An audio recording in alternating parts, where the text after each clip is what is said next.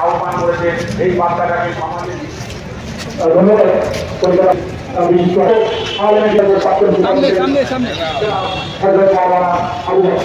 যে মুসলমানদের ন্যায্য অধিকার তাদের পাইয়ে দেওয়া কথা পারবেন না।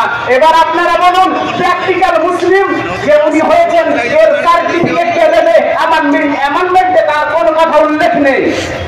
আরো শুনলে আপনারা অবাক হবেন যে আপনি আমি মসজিদের মধ্যে কোরআন তেলাওয়াত করি, এই কোরআনুল কারীমকে মাজারের মধ্যে যে আমরা চাদর করি, চাদরকে বলেছি তা আপনি ব্যবস্থা করুন।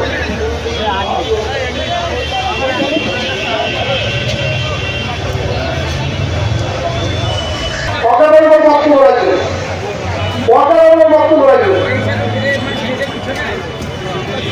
বক্তব্য রাখবেন বীরভূম জেলা ইমাম অ্যাসোসিয়েশনের বর্তমান সভাপতি জনাব মুফতি মাওলানা সিরাজুল ইসলাম সাহেব। जगह नहीं है, उस तरफ भी जगह है, देखिए। আজকে এই সভার